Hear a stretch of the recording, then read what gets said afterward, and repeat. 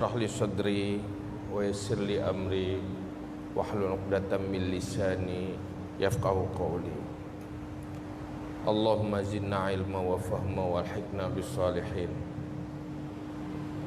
Setelah sama-sama tanya puja Allah dan berselawat kepada Rasulullah sallallahu alaihi wasallam, juga kepada keluarga dan sahabat-sahabat sekalian, berikutnya takzim, takrim dan kemuliaan Tuhan kepada gure-gure Bandung yang kerana ditino, pada seluruh pencinta ilmu, pencinta ibadah, kaum ayah, kaum muslimin muslimat sekalian. Dengan takdir dan iradah Allah, Tuhan kami sapat malamnya ditino dalam rangka taisi pengajian, di mana pengajian malamnya tu kita bicarakan yang dalam yang berkaitan dengan isi daripada kitab Minhajul Abidin. Maka malamnya Padiga kalau kena abadnya Minhajul Abidin leh. Padi boh padi pu ka enak kat ro ber awal. Orang aku bang pertama ni. Ya. Cuma malamnya tabut tentang Minhajul Abidin. Artinya kita bicarakan tentang urgensitas, penting dia tabut kitab Minhajul Abidin. Patrai dalamnya, ada puna kaitan dengan setiap pribadi katanya, puna kepentingan dengan setiap pribadi katanya. Ini yang perlu kita bahas. Pertama, dia dah depa bahawa Minhajul Abidin adalah kitab yang paling terakhir ditulis oleh Imam Al-Ghazali yang berkaitan dengan tasawuf. Setelah sekarang bermacam kitab-kitab tasawuf yang cukup luas-luas untuk kalangan yang lebih elit-elit, duduk terinspirasi tenekalan persoalan, maka nekalanglah sebuah kitab yang bisa bermanfaat kepada semua lapisan.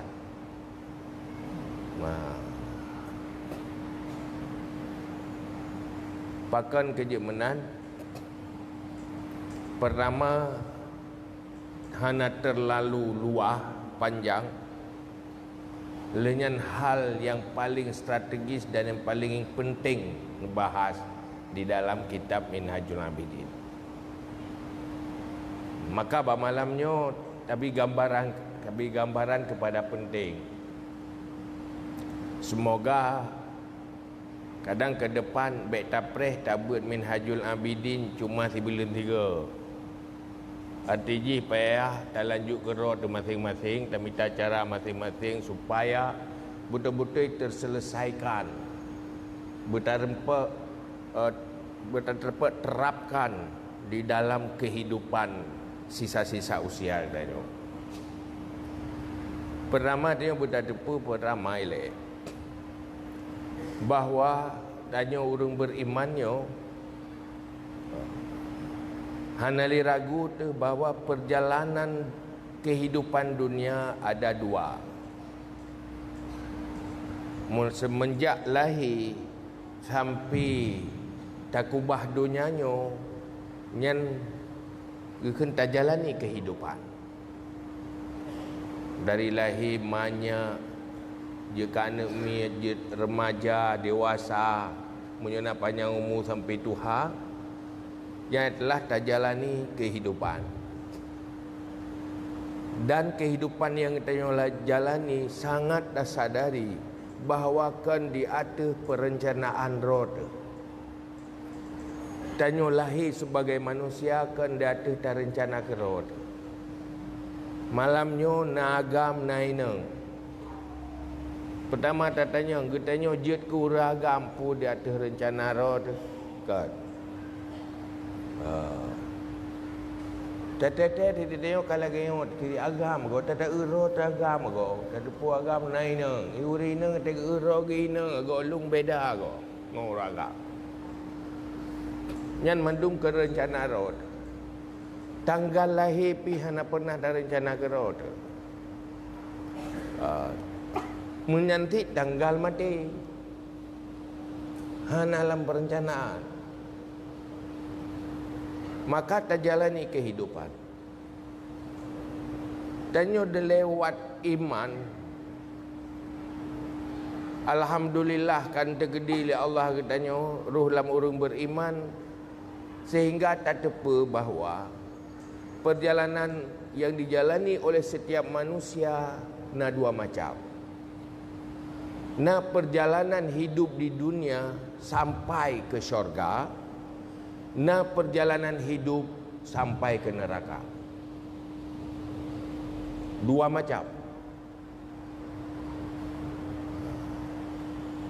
Pakan kejetro neraka tetap sebab ji karena arah perjalanan udip di dunia.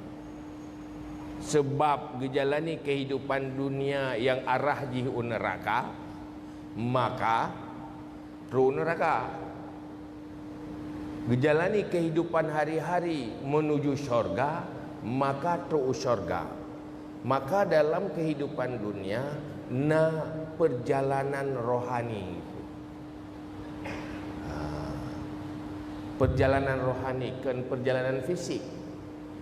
Perjalanan fisiknya ke tak pindah tubuh dari sebuah tempat ke tempat yang lain. Tetapi di sisi yang lain kita nak jalani perjalanan rohani. Perjalanan rohani yang salah akan sampai ke neraka. Perjalanan rohani yang benar akan sampai ke syurga. Diawali oleh titik awal berakhir kehidupan dunia adalah alam barzakh, kuburan. Kuburan yang terminal ke syurga, ruang tunggu untuk ke syurga atau ruang tunggu untuk menuju neraka. Saban saya tajak buat terminal bandara. Hinan na yang untuk menuju barat, na menuju timur. Maka dalam halnya Imam Al-Ghazali nekaranglah sebuah kitab yang ringkas. Ringkas ba urangnya ni tanya. Pu ringkas tapi buat nak tak madan. Ba urangnya kitab kecil. Hinan nebahas tentang langkah-langkah strategis perjalanan rohani yang untuk dekat kepada Allah dan menjadi penghuni syurga untuk abadi. Dan atranya mandum, kitabnya mandum berdasarkan hadis Rasulullah dan isi yang dalam Al-Quran. Maka gampang supaya sangat mudah kita konsumsi dan dapahami.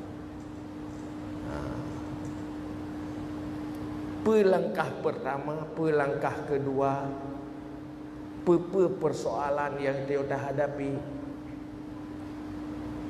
Karena berada boleh kita kehidupan dunia adalah tantangan dan cobaan. Menyuhana sip ilmu itu hantar tu'uh hadapi tantangan dan hantar tu'uh minta solusi di saat dah hadapi bermacam persoalan kehidupan. Maka negambar tantangan dalam kehidupan yang perlu kita nyot terdempak solusi dan tak tahu solusi ini. Makanya solusi-solusi kehidupan di dalam menjalani untuk pencapaian kebahagiaan abadi. Hana hal yang lebih luar biasa dari itu. Ilmu ekonomi untuk minta rezeki yang sekedar gelah nampun dan fasilitas hidup dunia ada kan? Tak ada orang minta apa. Nyan ke baik dia benar kebutuhan hidup dunia tak. Tapi nyokan dunia akhirat. Maka dalam halnya perlu tabik dia bertamat dan langsung terapkan dalam kehidupan, kan sekadar untuk peningkatan intelektualitas keilmuannya, kan ke cara, tetapi supaya tak jalani kehidupannya baik hancur oleh kehidupan dunia dan baik hancur setelah dunia. Nyo inti dari kitabnya sehingga pegah tu dalam kitabnya dua hal, membicarakan tentang tantangan kehidupan dunia dan solusinya. Hal yang pertama, tantangan pertama bagi manusia, siapapun yang lahir ke dunia adalah kebodohan dan kejahilan. Nyan bawaan lain. Hana urang lahir ke dunia langsung malim maju. Malim bawaan nyan hana. Tetap pun tanda depu-depu. Wa khuliqal insanu jahula. Diciptakan manusia itu bodoh, jahil. Artinya khalqah, bawaan manusia tidak tahu apa-apa. Maka perlu proses untuk supaya keluar dari kejahilan. Itu tantangan pertama, perang kejahilan.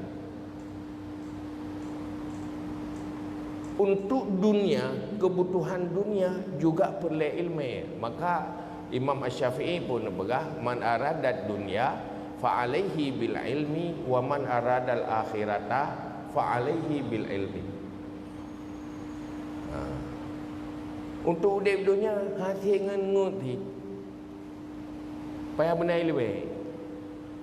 Sebab kebutuhan dunia na tantangan roy perlu benar solusi.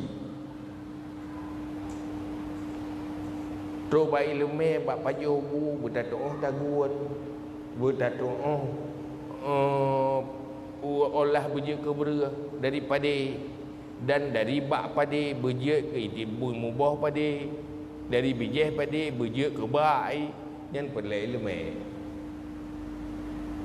Yang tu kebutuhan sekadar udip sementara. Tapi kebutuhan untuk abadi perlu ilmu yang ilmunya hanya lewat utusan Allah. Karena ilmu yang menyangkut dengan alam mulki, alam malakut dan alam gaib, nyohan mungkin dirempa oleh otak manusia semata. Harusnya utusan Allah yang memberitahu tentang apa di balik alam nyata ini ada alam lain. Maka kepada Rasul, karena bagi tanya hanana pegat kemampuan untuk mendeteksi alam gaib. Mata kita handa atau gaib. Panca indera kita hana mampu mendeteksi gaib. Lidah ideteksi keung campli. Itu keung campli le lidah. Itu makin tira le lidah. Pakan makin dengan keungnyan kan atau gaib. Iman adalah hal yang gaib. Munyo selama menteri deteksi le panca indera nyan kan gaib. Dia tak kala dengan mata, dia tak dengar dengan punyung biasa suara. Tak tu rasa suum lebih. Nyai ke iro na yakin ke keung campli, yakin. Nana meiman ke keung campli, nya hanya ke meiman.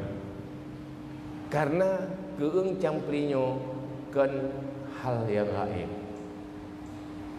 Utak manusia juga mampu menggambarkan pakiban tentang alam gaib. Kecuali orang yang kana kasyaf membuka oleh Allah. Maka kita tu hanjit dah banding-bandingkan alam barzah dengan alam nyata.